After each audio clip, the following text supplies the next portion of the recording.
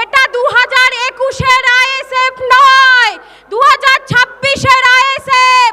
এটা নবান্ন কোম্পানিকে মনে রাখতে হবে, পিসি ভাইপোকে মনে রাখতে হবে। রিঅ্যাকশনের পাল্টা অ্যাকশন হবে এবার থেকে। বিজেপি হটাও, পিসি ভাইপো হটাও। নানা ভাষা, নানা মত, নানা পরিধান, বিবিধের মাঝে দেখো মিলন মহান। আমরা সবাই এক, আমরা এক হয়ে থাকব। আমাদের কেউ ভাগ করতে পারবে না হিন্দু মুসলমান বলে। আমরা এক হয়ে থাকব। বন্ধুগণ, আমাদের পশ্চিমবাংলায় বিগত কদিন ধরে দেখছেন উন্নয়নের পাঁচালী চলছে, কিন্তু এই 15 বছরের উন্নয়নের পাঁচালীর মধ্যে আমাদের তিলকতমা দিদির আমরা বিচার পাইনি। কিন্তু আরএসএসের দুর্গা মাননীয়া ব্যানার্জি যখন ভোট আসে তখন মনে পড়ে এই বাংলার মেয়েকেই চাই, কিন্তু আমাদের তিলকতমা দিদির বিচার তিনি দিতে পারেন না। 9 বছরের তামান্নার বিচার তিনি দিতে পারেন না। আমরা রাস্তায় থাকব নারী নিরাপত্তার জন্য। কি থাকবেন তো মায়েরা?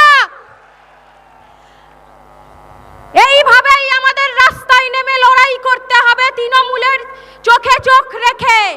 এটা 2021-এর আইএসএফ নয়, 2026-এর আইএসএফ। এটা নবান্ন কোম্পানিকে মনে রাখতে হবে, পিসি ভাইপোকে মনে রাখতে হবে। রিঅ্যাকশনের পাল্টা অ্যাকশন হবে এবার থেকে। আর ভাইপো বলেছে ভাঙড় দখল করবে। ভাইপোর জন্য ভাঙড়ের মা বোনেরাই কাফি, ছেলেদের লাগবে না, মা বোনেরাই এবারে বুঝে নেবে ভাঙড়ের। তাই আমরা নারী নিরাপত্তার জন্য আমাদের রাস্তায় থাকতে হবে। লক্ষ্মীর ভান্ডার দিচ্ছে, লক্ষ্মীর ভান্ডার সরকারকে দিতে হবে। ওটা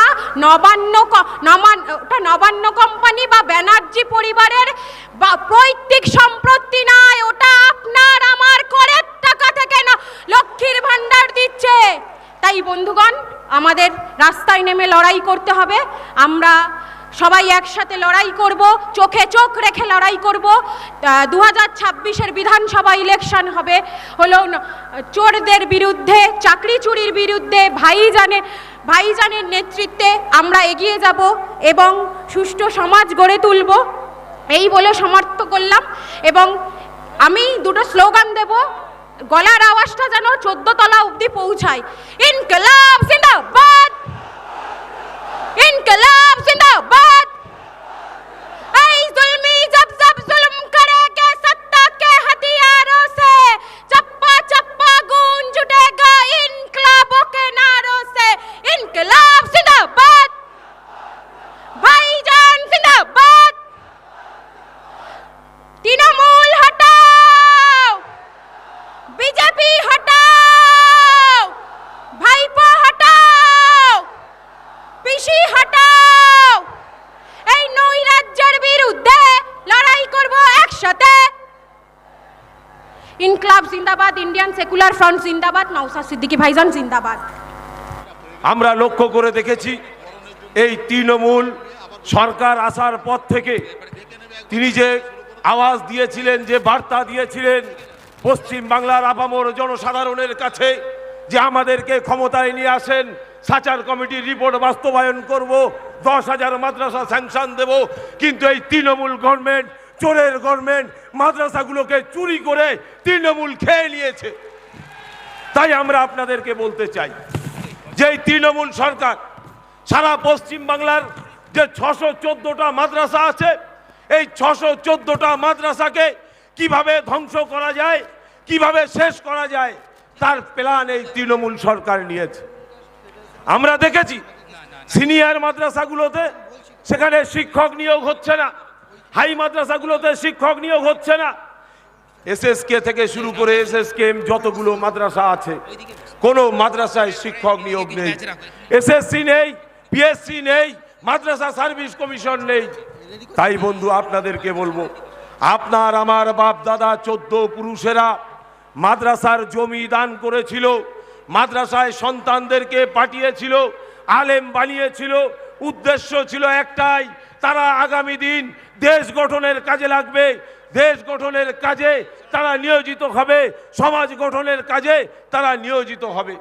কিন্তু এই তৃণমূল সরকার, বর্বর সরকার, সেই মাদ্রাসাগুলো থেকে আজকের হাদিসকে তুলে দিচ্ছে, কোরআনকে তুলে দিচ্ছে, ইসলামিক যে তাহজিব তামাদ্দুন ছিল সেগুলোকে তুলে দিয়ে প্রাইমারি স্কুলের মতো রূপান্তরিত করার চিন্তা ভাবনা এই তৃণমূল সরকার নিয়েছে।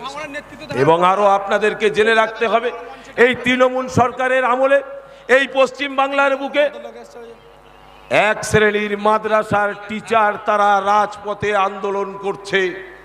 কি জন্য আন্দোলন করছে? তারা আন্দোলন করছে মাদ্রাসার ছাত্রদেরকে মিড ডে মিলের ব্যবস্থা করতে হবে, মাদ্রাসায় শিক্ষক নিয়োগ করতে হবে, এই দাবিতে তারা আন্দোলন করছে।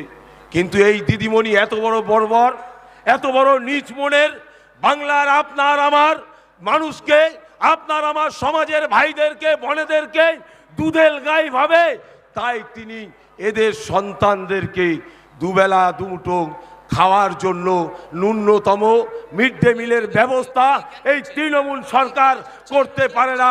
কিন্তু পাশাপাশি প্রাইমারি স্কুলগুলোর ছাত্রদের জন্য মিড ডে মিলের ব্যবস্থা হয়, কিন্তু সেই স্কুলের আশপাশে যে সমস্ত কুত্তাগুলো ঘোরে, যে সমস্ত কুকুরগুলো থাকে, তাদের বাচ্চার খাবারের ব্যবস্থা এই তৃণমূল সরকার করে। তাই বন্ধু, আপনাদেরকে বলবো, আপনাকে আমাকে কুত্তার বাচ্চার থেকেও খারাপ যদি কেউ ভেবে থাকে, তার নাম হলো এই দ্বিচারিতার মমতা ব্যানার্জি। তাই আপনাকে আমাকে সজাগ হতে হবে। এই ভারত স্বাধীন করার জন্য আপনার আমার পূর্বপুরুষ, আপনার আমার বংশধরেরা যেমনভাবে নিজেদের জীবনকে উৎসর্গ করেছেন, ঠিক তেমনিভাবে মাদ্রাসা বানাতে, মসজিদ বানাতে, কবরস্থান বানাতে ওয়াকফ সম্পত্তি দান করেছেন। আজকের দিনে এই ভাঁওতাবাজ, দ্বিচারিতা, নির্লজ্জ, বর্বর মুখ্যমন্ত্রী পশ্চিম বাংলার হিন্দু মুসলমানের মধ্যে দাঙ্গা লাগানোর যে চক্রান্ত করছে, তাই সকলকে বলবো, সংগ্রামী সাথী, আপনারা ইন্ডিয়ান সেকুলার ফ্রন্টের হাতকে শক্ত করুন, মজবুত করুন।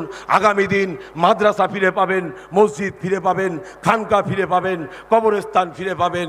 যে যে দল থেকে বিলং করেন, যে যে সমাজ থেকে বিলং করেন, তবলিগ, ফুরফুরা, দেওবন্দি, ওহাবি, লামোজাবি, যত ফেরকা আছে, যত দল আছে, সকলকে বলবো, দিনের স্বার্থে, জনগণের স্বার্থে, দেশের স্বার্থে মাদ্রাসা বাঁচাতে ঐক্যর ডাক আজকের এই শহীদ মিনার ময়দান থেকে দিলাম। পীরজাদা নওশাদ সিদ্দিকী জিন্দাবাদ, ইন্ডিয়ান সেকুলার ফ্রন্ট জিন্দাবাদ, ISF জিন্দাবাদ, ভাইজান আব্বাস সিদ্দিকী জিন্দাবাদ। ধন্যবাদ কুতুব সাহেবকে তার সুন্দর এবং সংক্ষিপ্ত বক্তব্য উপস্থাপন